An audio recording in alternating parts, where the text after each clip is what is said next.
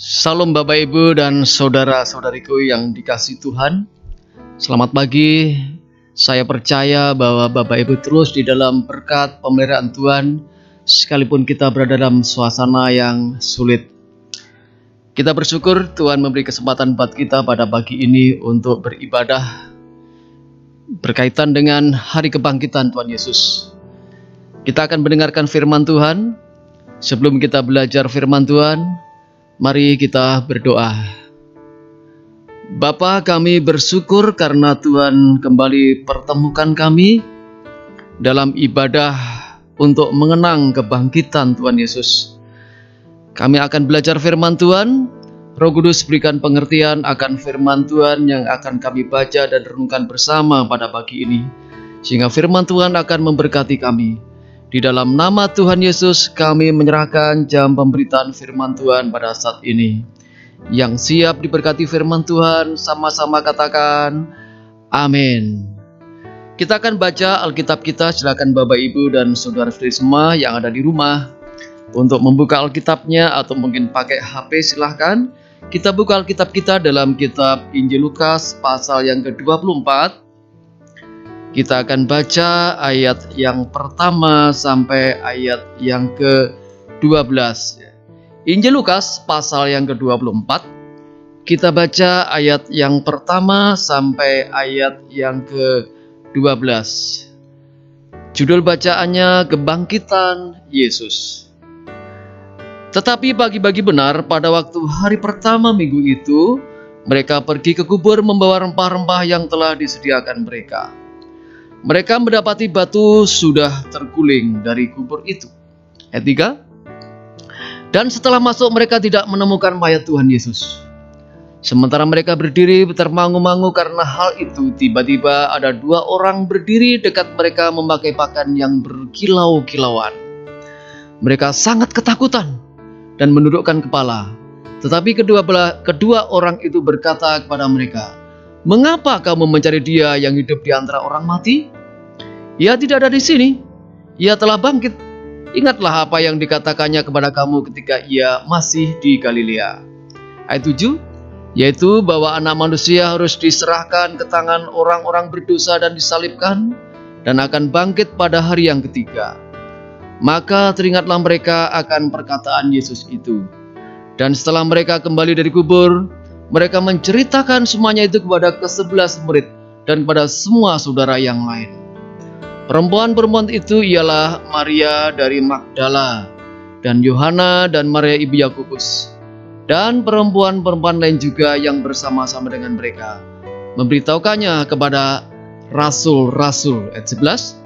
Tetapi bagi mereka perkataan-perkataan itu seakan-akan omong kosong, dan mereka tidak percaya kepada perempuan-perempuan itu. Ayat terakhir ayat 12. Sungguh demikian Petrus bangun, lalu cepat-cepat pergi ke kubur itu. Ketika ia menjenguk ke dalam, ia melihat hanya kain kafan saja. Lalu ia pergi dan ia bertanya dalam hatinya, apa yang kiranya telah terjadi. Bapak Ibu Saudaraku yang saya kasih dalam Tuhan Yesus,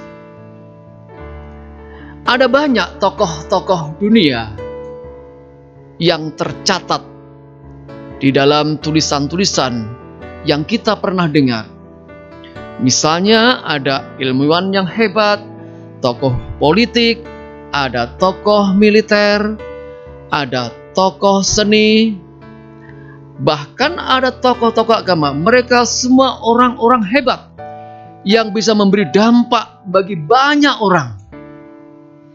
Tetapi akhirnya mereka mati dan mereka tidak pernah hidup kembali.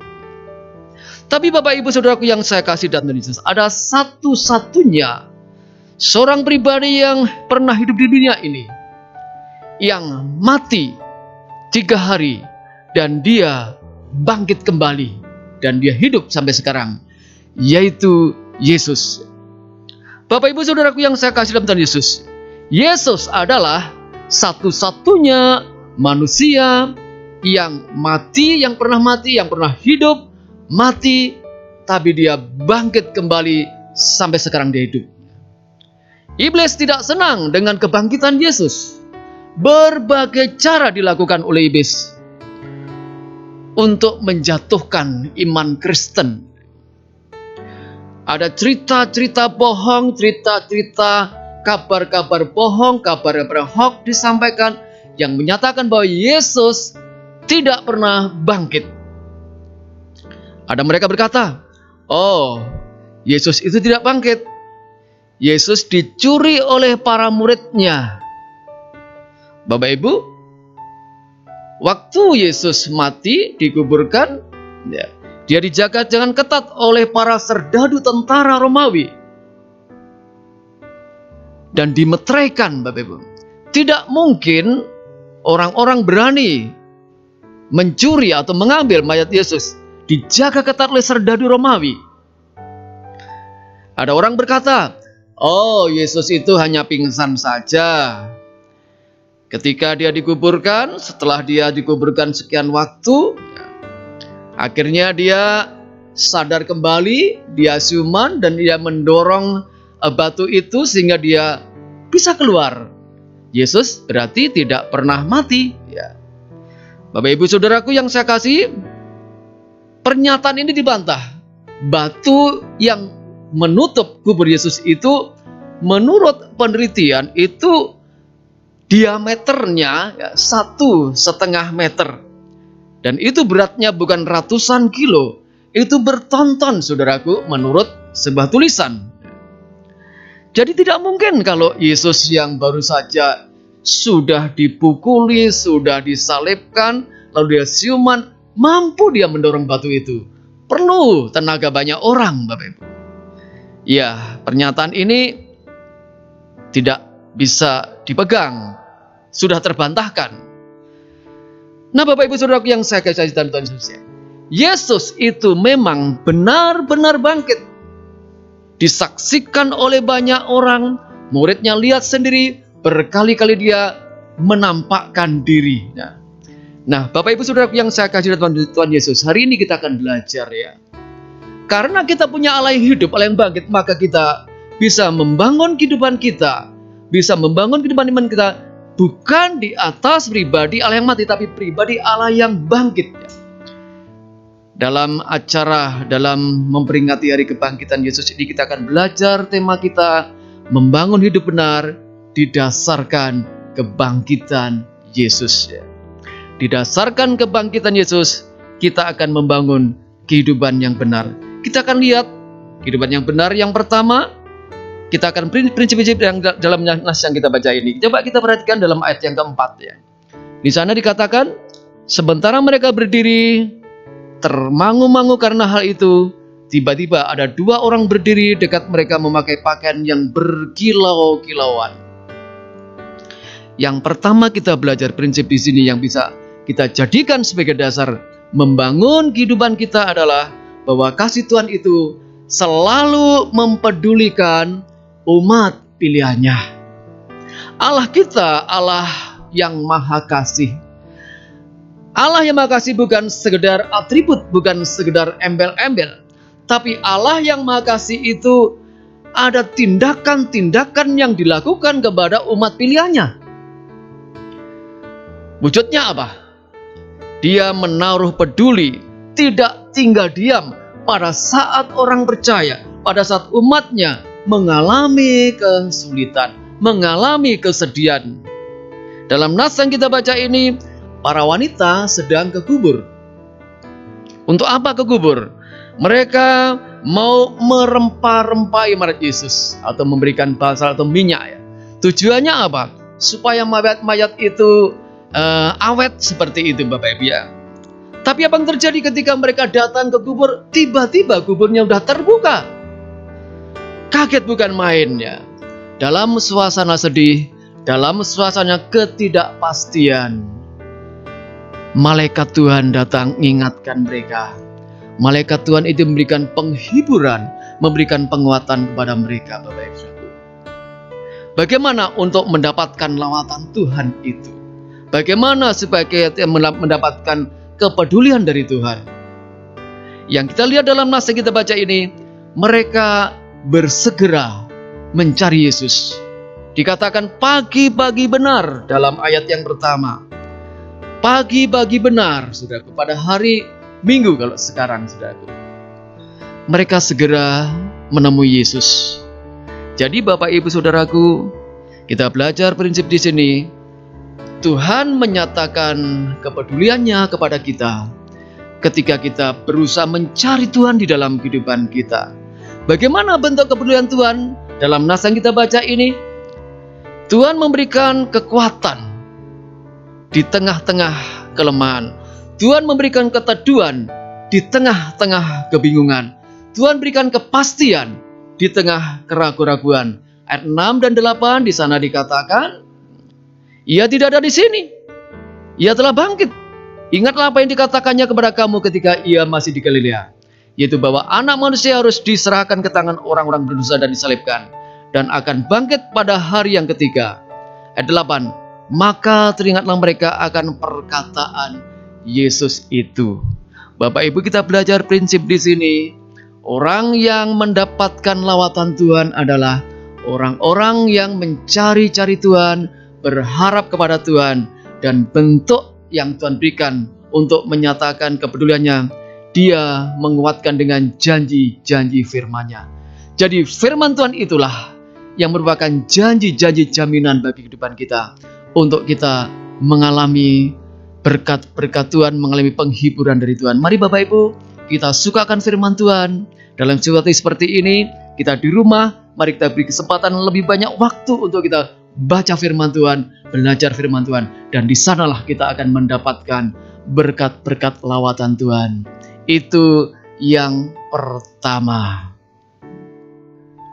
Kita akan masuk pada bagian yang kedua, kebenaran yang kedua. Kita perhatikan di dalam ayat yang ke-9 di sana dikatakan, dan setelah mereka kembali dari kubur, mereka menceritakan semuanya itu kepada ke-11 murid dan kepada semua saudara yang lain. Yang kedua, kita akan belajar kebenaran supaya iman kita dibangun, yaitu kekristenan adalah kehidupan membagi. Jadi Bapak Ibu, kehidupan Kristen itu bukan kehidupan yang hanya untuk kepentingan sendiri. Billy Graham berkata, kehidupan Kristen bukan seperti waduk, yang artinya hanya menampung saja. Tapi kehidupan Kristen itu seperti sungai yang mengalir. Jadi artinya apa? Bahwa kehidupan Kristen yang benar itu adalah siap untuk menyalurkan berkat, menjadi penyalur berkat. Wanita dalam nas yang kita baca ini setelah mengalami pemulihan dari Tuhan. Awalnya mereka ragu-ragu, awalnya takut, lalu malaikat datang, berikan penghiburan lewat janji firman Tuhan, mereka dikuatkan lagi. Apa yang terjadi? Mereka tidak berdiam diri. Dijelaskan di dalam ayat yang ke-9, di sana dikatakan, dan setelah mereka kembali dari kubur, mereka menceritakan semuanya kepada ke-11 murid dan kepada semua saudara yang lain. Artinya apa? Mereka bersaksi. Mereka bagi-bagi berkat kepada orang lain. Bapak Ibu Saudaraku, kebangkitan Yesus itu memberikan pengharapan bagi kehidupan kita. Kita bukan percaya kepada Allah yang mati, tapi kita percaya beriman pada Allah yang hidup, yang dapat berkarya dalam kehidupan kita. Bahkan kebangkitan Yesus memungkinkan kita nanti akan mengalami kebangkitan yang kedua kalinya bersama-sama dengan Dia. Sebab itu mari Bapak Ibu, kita belajar di para perempuan ini. Kita juga membagikan tentang Yesus yang bangkit, membagikan Yesus yang juru selamat ini kepada orang lain. Apa dampaknya ketika kita menjadi orang Kristen yang suka menjadi pembagi, penyalur, Bapak Ibu? Kita akan mengalami upah dari Tuhan. Tuhan akan memperhatikan kehidupan kita. Perhatian Tuhan apa? Tuhan akan memberikan upah atau pahala. Yesus pernah berkata, siapa memberi secangkir air sejuk kepada hambaku, aku memperhitungkannya. Jadi maksudnya ketika kita bersaksi, membawa orang pada Tuhan, kita bawa orang untuk percaya Yesus, sebetulnya Bapak Ibu, Tuhan memperhitungkan keseluruhan yang kita lakukan. termasuk ketika kita melibatkan diri dalam pelayanan apapun bentuk pelayanan kita.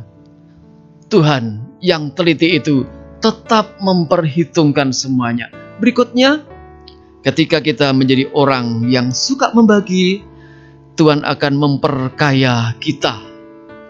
Kalau hitung-hitungan ekonomi, kalau kita semakin memberi, berarti kita berkurang. Tapi ekonominya Allah beda dengan ekonomi manusia. Ketika kita menjadi penyalur, kita membagi, justru kata firman Tuhan, kita akan semakin diperkaya. Ketika kita berkhotbah, kita bagikan berkat lewat firman Tuhan, Tuhan akan menambahkan kefasihan kita ketika kita belajar juga kita membagi.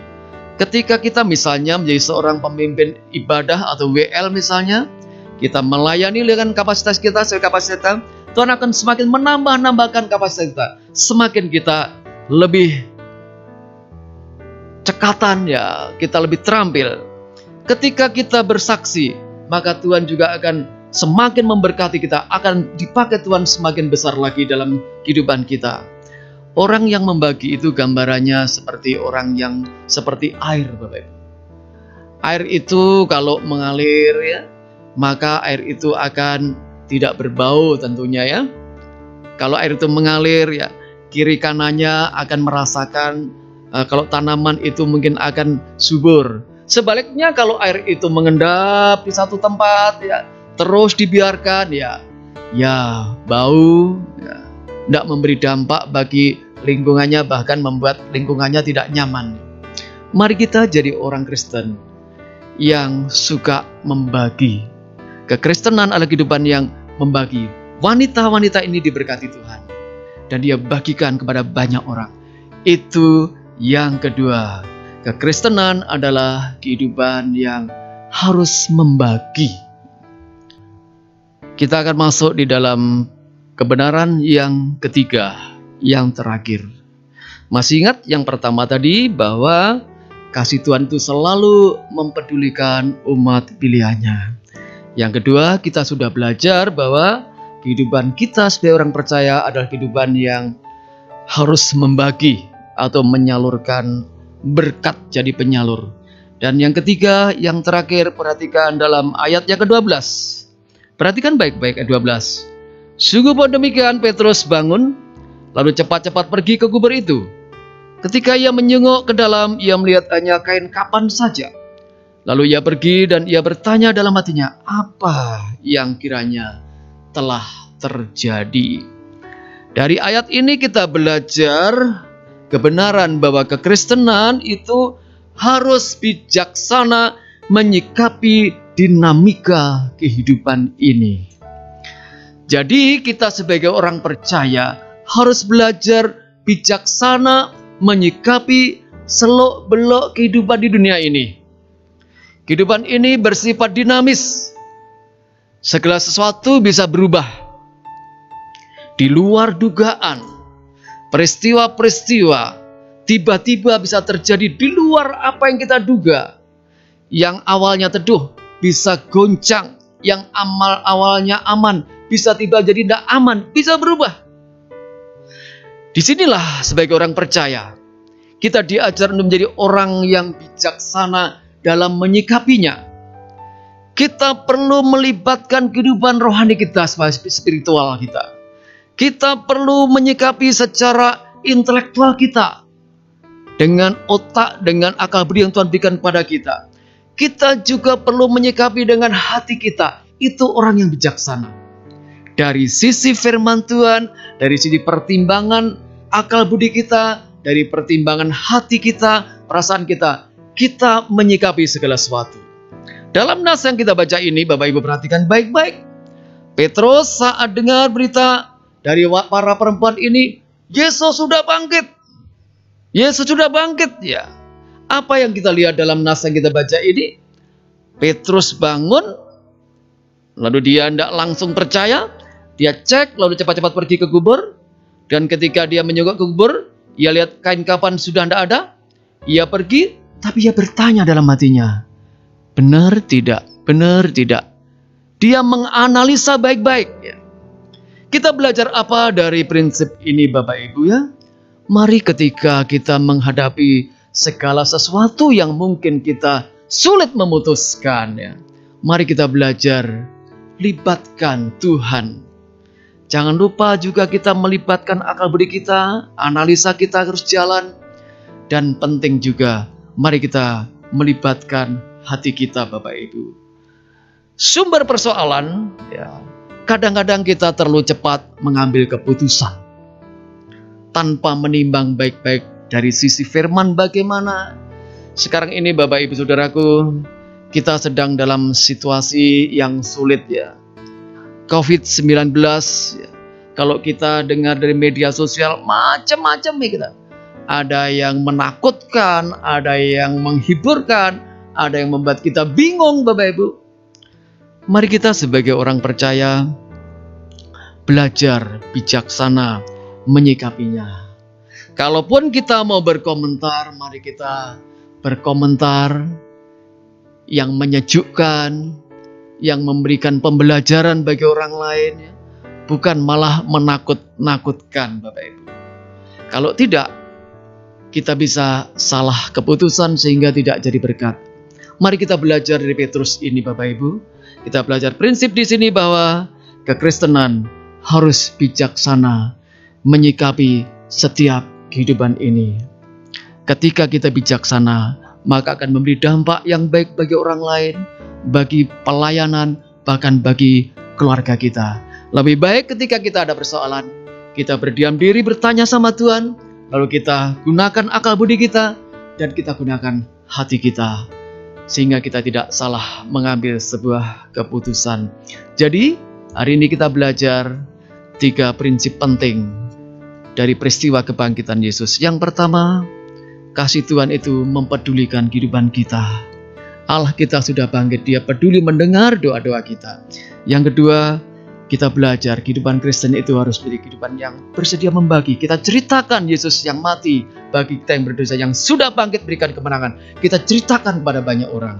Dan yang ketiga, kita jadi orang Kristen yang semakin bijaksana. Karena Tuhan mendaki kehidupan Kristen itu kehidupan yang bijaksana. Selamat Paskah, kiranya Tuhan memberkati kita. Amin. Mari kita berdoa. Bapa, hamba-Mu sudah memberitakan firman-Mu. Silakan Roh Kudus menerjemahkan prinsip firman Tuhan ini kepada setiap kami yang mendengarkannya. Khususnya kami yang sekarang ini ada di rumah membangun misbah Allah. Kami berdoa supaya setiap firman yang sudah ditaburkan memberkati, membangun setiap jemaat-jemaat-Mu. Sekarang kami terus berdoa bersama dengan orang percaya hamba-Mu di seluruh muka bumi, khususnya buat COVID-19 yang sekarang ini sedang mewabah di seluruh penjuru bumi. Kami berdoa dalam nama Tuhan Yesus, Tuhan menjamah yang sakit. Dalam nama Yesus kesembuhan terjadi buat mereka. Kami mendoakan Tuhan Kau juga memberkati para medis yang bekerja keras. Tuhan berikan perlindungan, Tuhan berikan kesehatan buat mereka. Kami berdoa dalam nama Tuhan Yesus, COVID-19 atau virus corona ini segera berakhir dan sehingga kehidupan kembali berjalan dengan normal. Bapa, kami berdoa khusus buat bangsa kami, bangsa Indonesia yang juga sedang disibukkan dengan penyelesaian kasus ini. Dalam nama Tuhan Yesus, hikmat Tuhan berikan buat pemimpin kami, buat kebijakan-kebijakan yang penting yang perlu untuk terselesainya, berakhirnya virus yang sedang mewabah di negeri kami ini. Kami berdoa Tuhan berikan keamanan, dijauhkan dari kekacauan, bangsa kami aman, ekonomi terus berjalan dengan baik. Kami mendoakan Tuhan juga memberkati para medis yang bekerja. Berkati jemaat-Mu dimanapun mereka berada. Perlindungan Tuhan berikan buat mereka, dijauhkan dari sakit penyakit, dijauhkan mara bahaya, dijauhkan kecelakaan. Dalam nama Yesus Tuhan menjaga mereka, berikan hati yang haus akan firman. Ini jadi kesempatan yang Tuhan izinkan supaya mereka terus membangun kehidupan yang harmonis dalam rumah tangga, membangun misbah keluarga, belajar firman Tuhan, belajar berdoa, belajar melayani. Kami berdoa supaya rumah tangga terus dibangun di dalam ketaatan pada Tuhan. Terima kasih Tuhan, ini doa kami di dalam nama Tuhan Yesus. Kami bersyukur buat firman Tuhan dan kami berdoa. Amin. Tuhan memberkati kita. Jangan lupa, mari terus membangun mezbah dalam rumah tangga kita. Suami sebagai kepala keluarga, mari kita fungsikan fungsi kita sebagai kepala, kita berfungsi sebagai imam yang harus berdoa memimpin keluarga. Jadi nabi memperkatakan firman, juga jadi raja membuat keputusan yang strategis yang mendatangkan sejahtera bagi keluarga kita. Kami terus berdoa buat Bapak Ibu semua, dan kita percaya segala sesuatunya, persoalan ini akan segera berakhir. Tuhan memberkati kita, dan kita akan akhiri ibadah kita pada hari ini. Kita akan menerima berkat Tuhan. Kita akan doa berkat. Siapkan hatimu, angkatlah tanganmu, terimalah berkat Tuhan. Kiranya segala berkat yang datang dari Allah Bapa, kasih karunia dan damai sejahtera dari Tuhan Yesus Kristus, penghiburan dan pertolongan Roh Kudus melimpah memberkati kehidupan jemaatmu dalam berbagai segi kehidupan mereka. Berkat jasmani, berkat rohani, berkat hikmat, berkat pewahyuan melimpah atas kehidupan jemaatmu. Yang menerima berkat Tuhan, yang diberkati Tuhan, sama-sama katakan amin. Tuhan memberkati kita. Amin.